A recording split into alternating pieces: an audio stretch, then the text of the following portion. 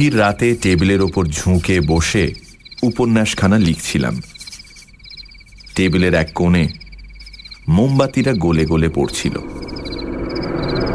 হঠাৎ চোখ তুলে দেখি প্রেত সামনে এসে দাঁড়িয়েছে। কলম রেখে দৃঢ় স্বরে বললাম, আমি পারব না। প্রেত কাতর চোখে আমার পানে চেয়ে রইল। মিনতি ভরা গলায় বলল, আপনি দয়া না করলে আমার আর উপায় নেই। মেয়েটা নষ্ট হয়ে যাবে। পাড়ার ছোড়াগুলো তার পেছনে লেগেছে।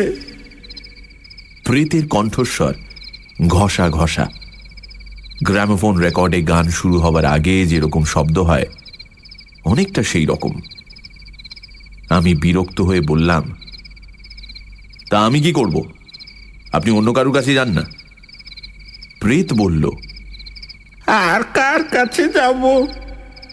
সবাই চোর। আপনি দয়া করুন। ভূতের কথায় মনটা একটু নরম হলো। সত্যি বটে, আমি দেনার দায়ে লুকিয়ে আছি, কিন্তু তবু চুরি যে করব না এ বিশ্বাস ভূতেরও আছে। বললাম, আচ্ছা, আপনি ওই মেয়েটাকে কিংবা তার বাপকে আপনার কথা বললেই পারেন, তারা নিজের ব্যবস্থা নিজেই করবে, আমাকে কেন?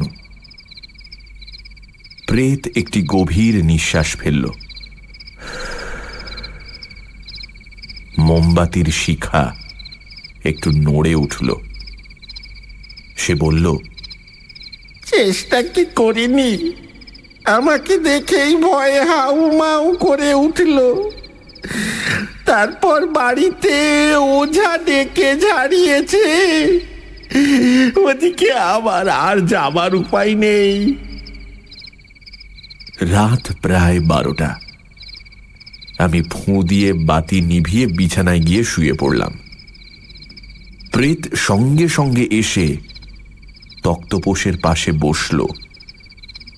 করুণ স্বরে বলল, দয়া করুন, আপনার কল্যাণ হবে। বড় বিপদে পড়েছি। আমি একজন সাহিত্যিক, বাজারে নাম হয়েছে, কিন্তু নাম হলেই সাহিত্য বাজারে টাকা হয় না। ফলে একদিন যারা বন্ধু ছিলেন তারা মহাজন হয়ে দাঁড়িয়েছেন, আমাকে দেখলেই মুখ ভার করেন কিংবা তাগাদা করেন। বন্ধুত্বের দাক্ষিণ্য যখন একেবারে শুকনো হয়ে গেল, তখন স্থির করলাম কলকাতা থেকে অন্তত কিছুদিনের জন্য গা ঢাকা দেব। ভাগ্যক্রমে একজন প্রকাশক একটি উপন্যাস লেখার বরাত দিলেন। কিছু অগ্রিমও আদায় করলাম। সেই অগ্রিমের টাকা নিয়ে কলকাতা থেকে সরে পড়েছি এবং পশ্চিমবঙ্গের একটি শহরে জীর্ণ খোলার ঘর ভাড়া নিয়ে বাস করছি। উপন্যাস শেষ না হওয়া পর্যন্ত ফিরব না। আমার খোলার ঘরের জানলা ভাঙা, খাপড়ার ছাউনিও ছেঁড়া। আসবাবের মধ্যে পোকায় কাটা তক্তপোষ, নড়বড়ে টেবিল ও একটি টুল। যিনি ঘরটি ভাড়া দিয়েছেন তিনি পাশেই পাঁচিল ঘেরা মস্ত বাড়িতে থাকেন। মহাজনী কারবার আছে। এ জগতে মহাজনী কারবার কিংবা বই প্রকাশের ব্যবসা না করতে পারলে বেঁচে সুখ নেই। মহাজন নিকুঞ্জবাবুর চোখ দুটি বড় সন্দেহপ্রবণ।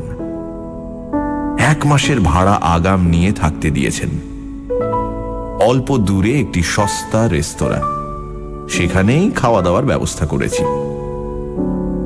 প্রথম 3 দিন বেশ নির্বিঘ্নে কেটে গেল। উপন্যাস লেখা শুরু করে দিয়েছি। খোলার ঘরে যে উপদেবতার যাতায়াত আছে তা জানতে পারিনি। চতুর্থ দিন রাতে আলো নিভিয়ে শুতে গেলাম। আমার অভ্যাস, বিছানায় শুয়ে একটি বিড়ি সেবন না করলে ঘুম আসে না। দেশলাই জ্বালতেই চোখে পড়ল কে একজন তক্তপোষের পাশে বসে আমার দিকে এক দৃষ্টে চেয়ে আছে, দুটো আগ্রহ ভরা চোখ। চমকে বলে উঠলাম, কে?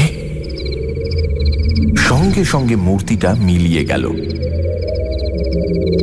আবার দেশলাই জ্বাললাম, কেউ নেই। ভাবলাম ভুল দেখেছি, অনেকক্ষণ ধরে লিখলে এমন হয়, চোখের ভ্রান্তি।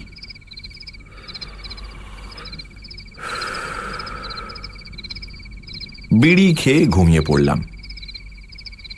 আমার স্নায়ু দুর্বল নয়, ভূতের ভয় করি না। ভূত থাকে থাক, তাকে ভয় করার কোনো কারণ নেই। ভূতের চেয়ে মানুষকেই ভয় বেশি। পরদিন সকালে রাতের কথা আর মনেই থাকলো না। সারাদিন উপন্যাস লিখলাম। উপন্যাসে প্রেমের প্রগতি দেখাচ্ছি।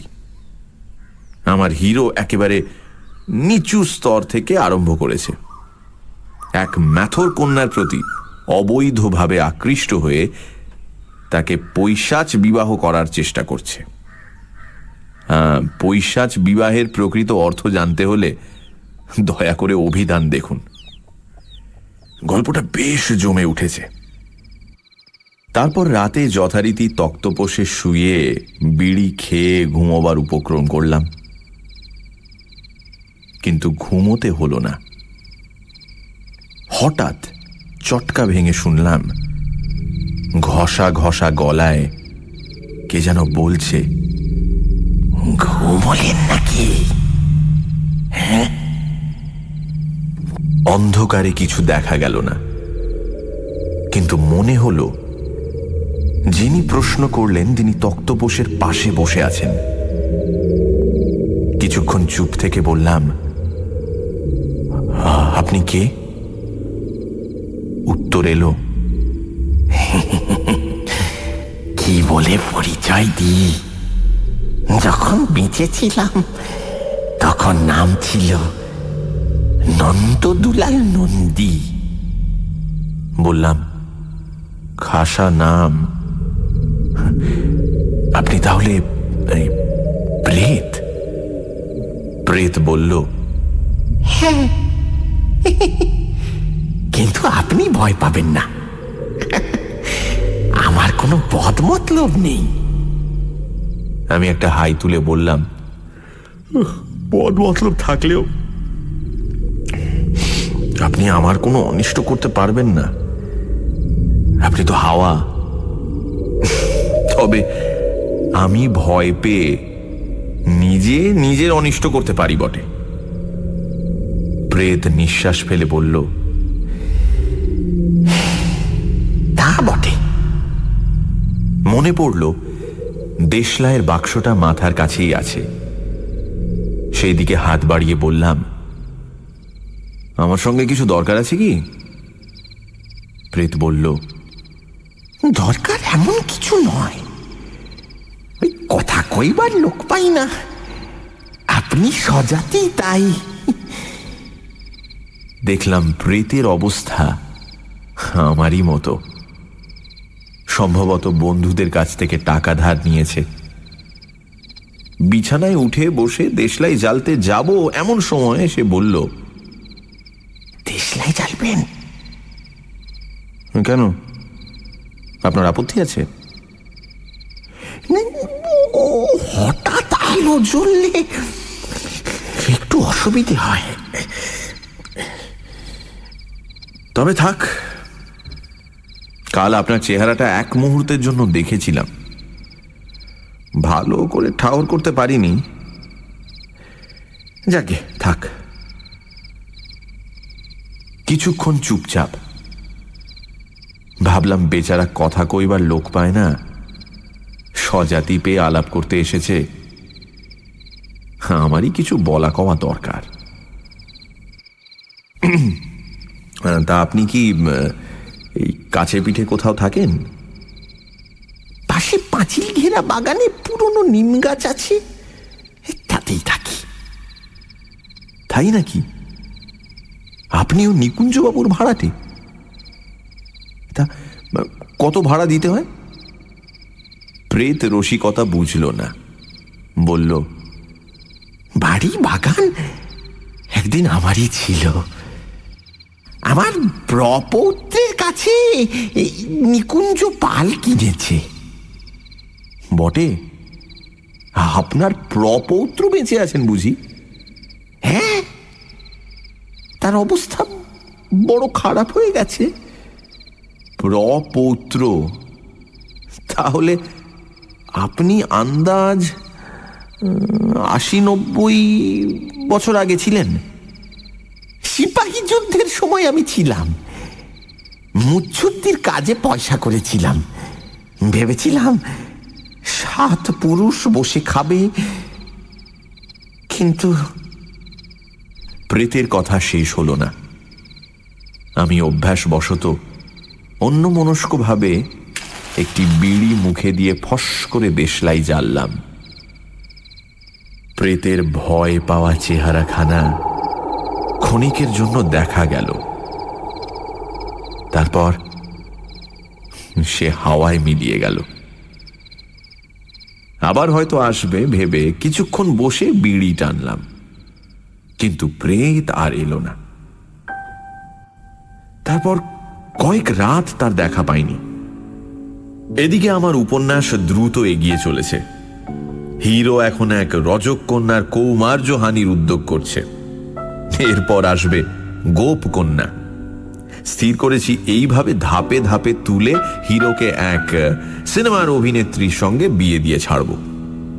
উপন্যাসের নাম রেখেছি স্বর্গের সিঁড়ি। সেদিন রাতে খাওয়া দাওয়ার পর বাতি জ্বালিয়ে লিখতে বসেছিলাম। খুব মন লেগে গিয়েছিল, তাই সময়ের কোনো হিসেব ছিল না। মনোজগতে নিরঙ্কুশ ভ্রমণ করতে করতে হঠাৎ পা পিছলিয়ে শক্ত মাটিতে ফিরে এলাম। দেখি টেবিলের অপর পারে দাঁড়িয়ে প্রেত মিটিমিটি হাসছে।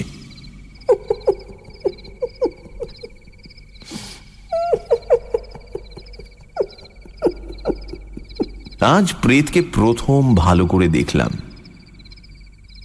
সূক্ষ্ম মূর্তি, তবু চেহারার মধ্যে অস্পষ্টতা কিছুই নেই।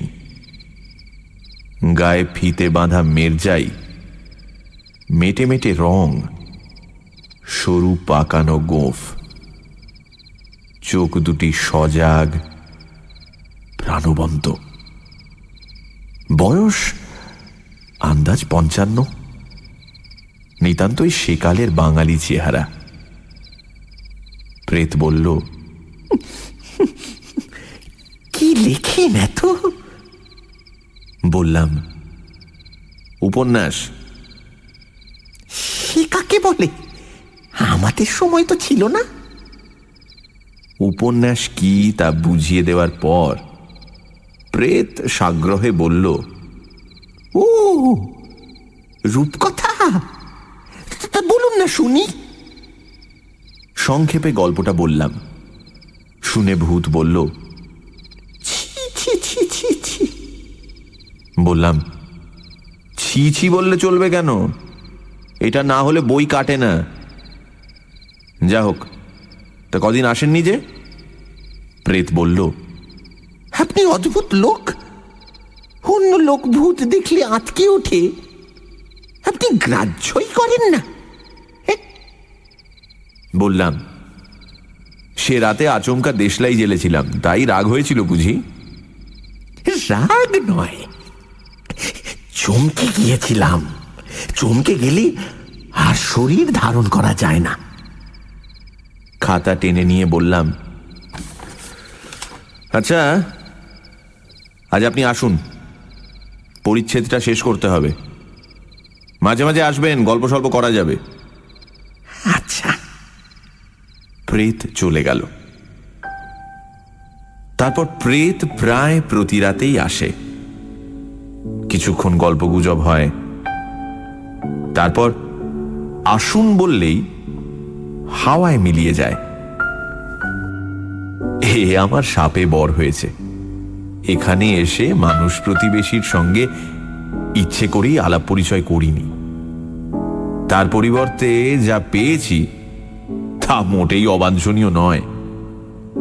প্রেতের সঙ্গে যতটুকু ইচ্ছা মেলামেশা করি, স্বাদ মিটলেই তাকে চলে যেতে বলি, সে চলেও যায়।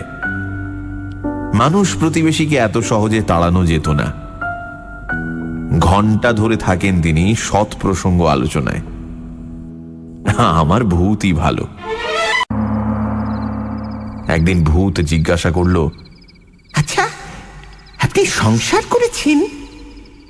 বললাম, সংসার মানে বিয়ে? সর্বনাশ, একলা শুতে ঠাঁই পাই না, শঙ্করাকে ডাকে। ও কাজটি আমাকে দিয়ে হবে না। ভূত একটু হাসল। কিছুক্ষণ যেন অন্যমনস্ক থেকে হঠাৎ বলল, দেখুন, আপনার সঙ্গে কদিন মেলামেশা করে বুঝেছি আপনি সজ্জন, চোর ছ্যাঁচর নন। আমি অনেক দিন থেকে আপনার মতো একজন মানুষ করছি। আমার একটি অনুরোধ আছে, আপনাকে রাখতে হবে। ভূত যে নিছক আমার সঙ্গ লাভের জন্য নয়, একটা মতলব নিয়ে আমার কাছে ঘোরাঘুরি করছে, তা এতদিন বুঝতে পারিনি। বোঝা উচিত ছিল। মুচ্ছুদ্দির প্রেতাত্মা বিনা প্রয়োজনে কারোর সাথে ঘনিষ্ঠতা করবে, এটা মনে করাও অন্যায়। সাবধানে বললাম, কি অনুরোধ? ভূত তখন টেবিলের ওপর কনুই রেখে নিজের ও বংশের ইতিকথা বলতে আরম্ভ করল। আন্দাজ করলাম, কাঁকড়া বিছের ল্যাজে যেমন হুল থাকে, অনুরোধটা আছে গল্পের শেষে। নন্দদুলাল নন্দী ইস্ট ইন্ডিয়া কোম্পানির সাহেবদের সঙ্গে ব্যবসা করে প্রচুর উপার্জন করেছিল। জমিদারি, বাগান, ক্ষেত, বালাখানা সবই হয়েছিল। তার যখন 53 বছর বয়স, তখন সিপাহী বিদ্রোহের গন্ডগোল আরম্ভ হল। এদিকে যুদ্ধ বিগ্রহের সম্ভাবনা বিশেষ ছিল না, কিন্তু যা টাকা আছে তার আশঙ্কার শেষ কোথায়? একদিন গভীর রাতে নন্দদুলাল একটি পিতলের ঘটিতে 100 মোহর পুড়ে বাগানের নিম গাছ তলায় পুঁতে রাখল। আর সবই যদি যায়, 100 আকবরী মোহর তো বাঁচবে। মিউটিনির হাঙ্গামা এদিকে আসলো না বটে, কিন্তু অরাজকতার সময় হঠাৎ একদিন নন্দদুলালের বাড়িতে ডাকাত পড়ল। নন্দদুলালের হৃৎযন্ত্র দুর্বল ছিল, সে বেবাক হার্ট ফেল করে মারা গেল। ডাকাতেরা লুটপাট করে চলে গেল। তারপর ক্রমে দেশ ঠান্ডা হলো, শান্তি শৃঙ্খলা ফিরে এলো।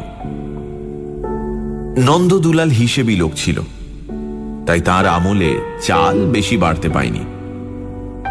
তার ছেলে যশোদা দুলালের আমলে বাবুয়ানি বাড়ল। আগে দোল দুর্গোৎসবের সময় হরিকীর্তন কথকথা হতো, এখন বাই নাচ শুরু হলো। তারপর তার ছেলে ব্রজদুলাল এসে বিলাসিতা চরম করে ছেড়ে দিল।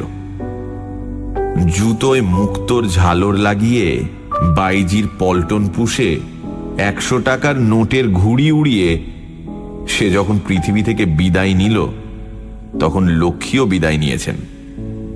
বাকি আছে শুধু বাগান ঘেরা বাড়িখানা। ব্রজদুলালের ছেলে গোপী দুলাল নিরীহ মানুষ। বাপের ভুক্তাবশিষ্ট এঁটো পাতায় যতদিন পারল চলল, শেষ পর্যন্ত তাকে বাড়ি বিক্রি করতে হলো। তারপর গত 20 বছর ধরে গোপী দুলাল বাড়ির বিক্রয় মূল্য নিয়ে এবং সামান্য কাজকর্ম করে অতি দীনভাবে সংসার চালাচ্ছে। তার স্ত্রীর মৃত্যু হয়েছে।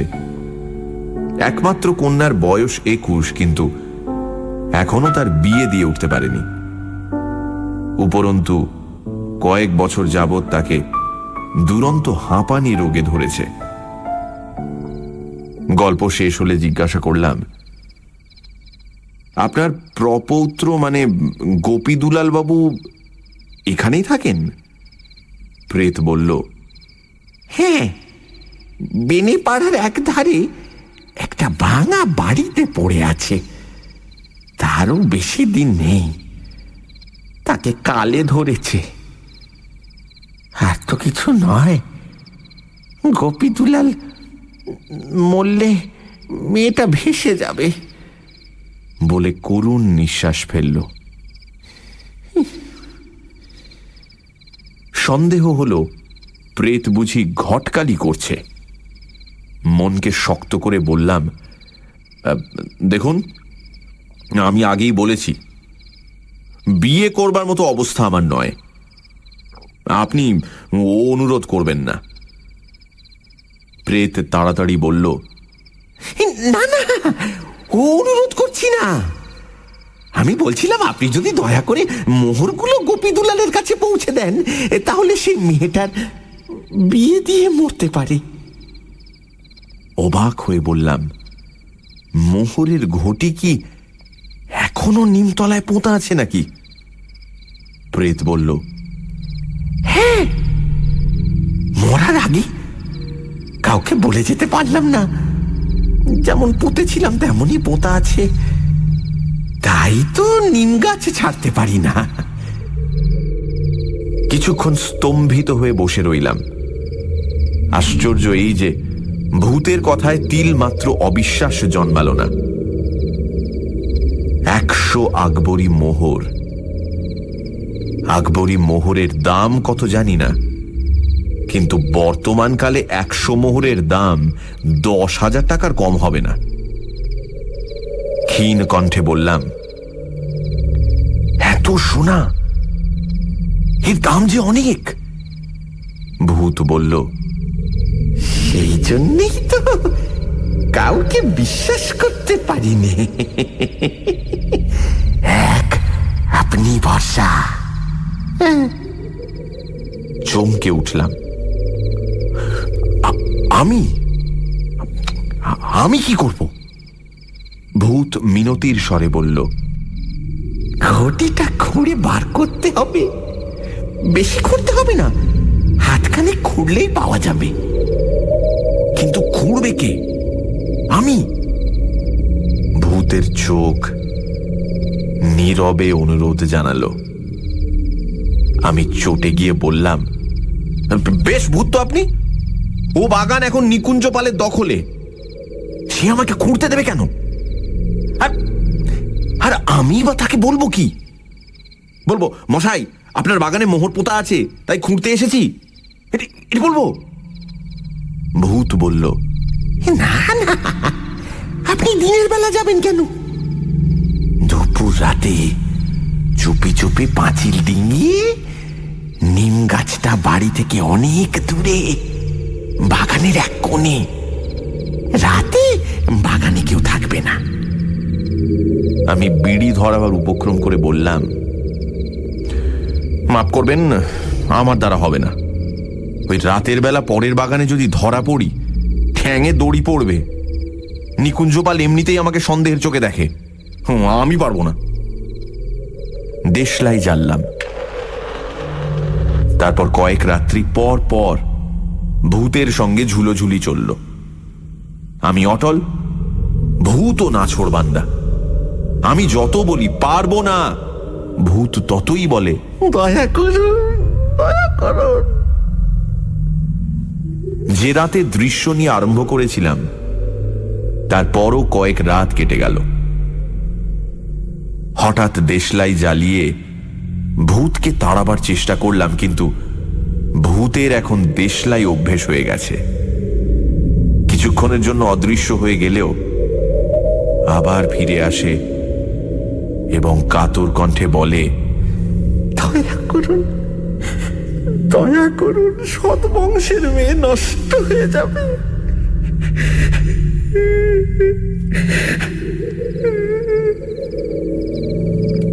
আমার অবস্থা সঙ্গীন হয়ে উঠল। রাতে ঘুম নেই, সারা রাত ভূতের সঙ্গে তর্ক করি, উপন্যাস লেখা বন্ধ হয়ে গেছে।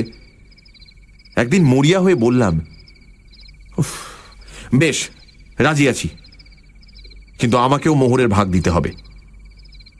ভূত মুচ্ছুদ্দি সে খানিক বিবেচনা করে বলল,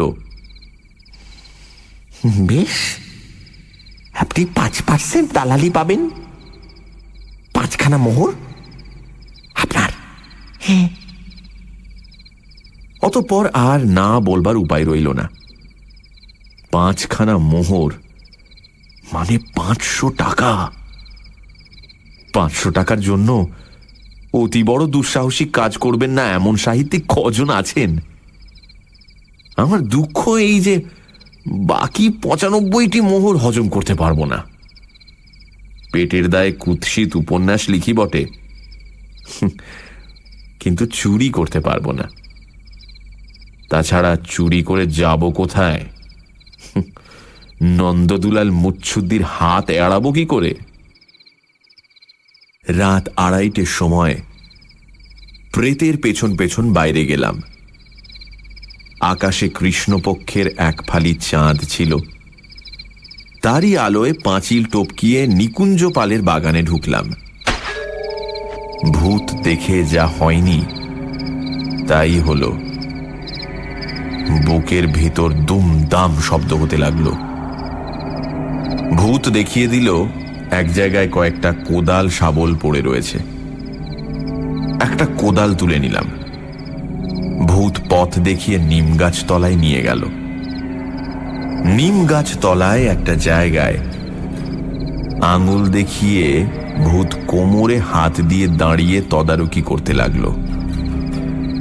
আমি খুঁড়তে আরম্ভ করলাম। চারিদিকে নিশুতি, কোথাও সাড়া শব্দ নেই। মনে হলো আমিও মানুষ নই, কোন সূক্ষ্ম জগতের বাসিন্দা। আধ ঘন্টার মধ্যে ঘটি নিয়ে নিজের ঘরে ফিরে এলাম।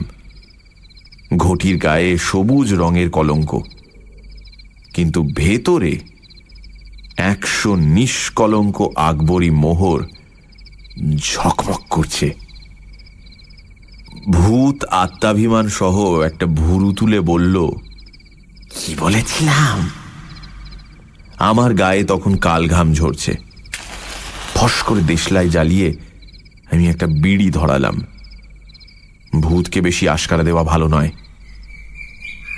পরদিন সকালবেলা আবার ঘটি খুলে দেখলাম স্বপ্ন নয়, মায়া নয়, মতিভ্রম নয়, সত্যি 100 মোহর। তার ভেতর থেকে 5টি মোহর সরিয়ে রেখে 95টি পুঁটলিতে বেঁধে নিয়ে বাইরে বেরোলাম। আর দেরি নয়। সোনার মোহ বড় মোহ, বেশিক্ষণ কাছে রাখলে হয়তো লোভ সামলাতে পারবো না। বেনেপাড়ার এক প্রান্তে গোপী দুলালের বাড়ি খুঁজে বার করলাম।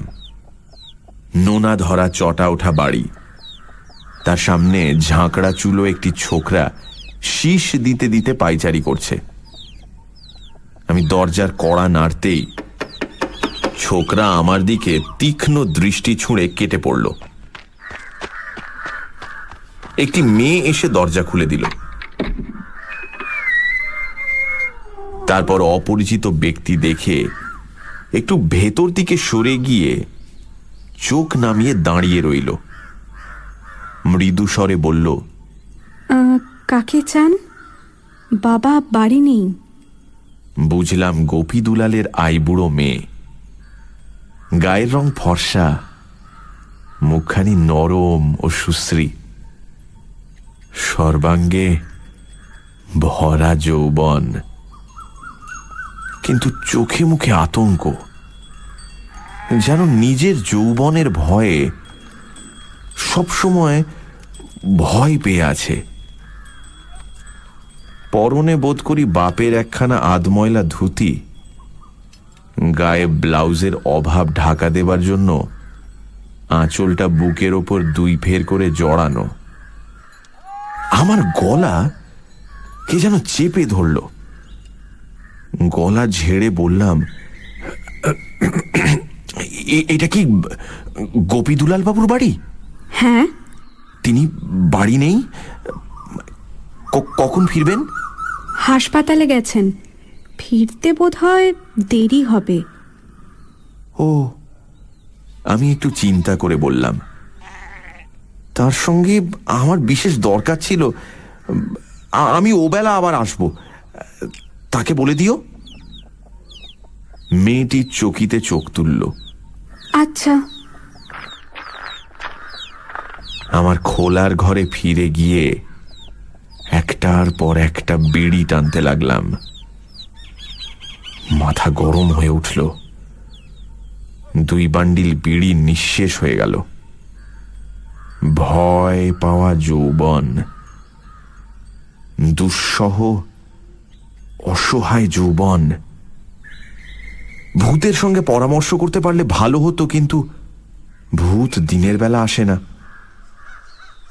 বিকেলে আবার গেলাম। এবার দালালির মোহর 5টিও নিয়ে গেলাম।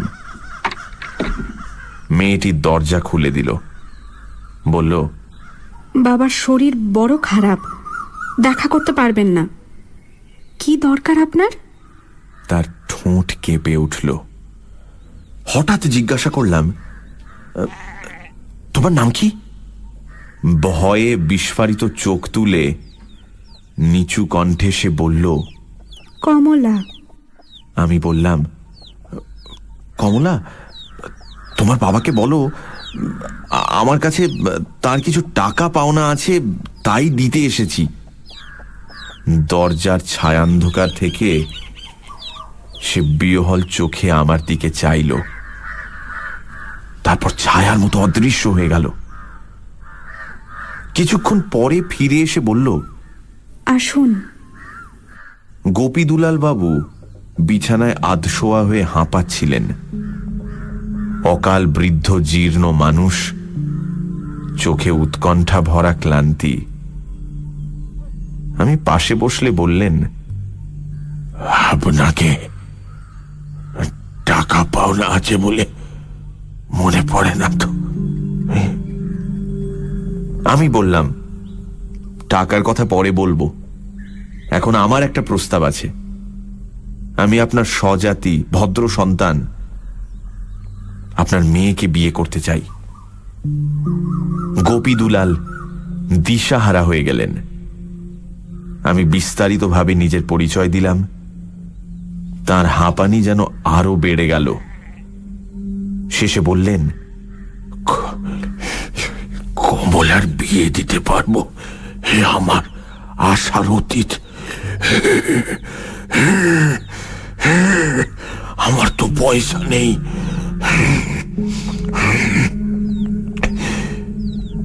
আছে বই কি, এই যে, বলে আমি পুঁটলি খুলে 100 মোহর তার সামনে ঢেলে দিলাম।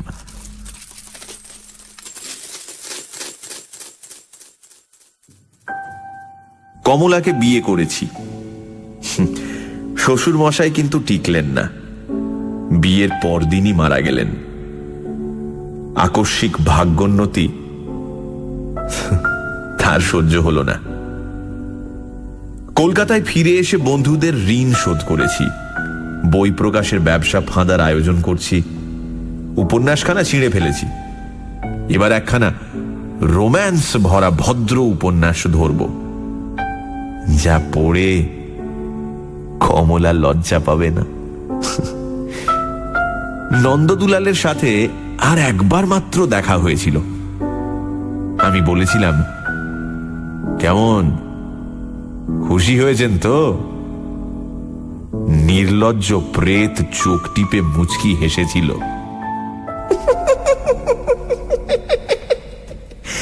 দালালি একটু বেশি নিয়েছ।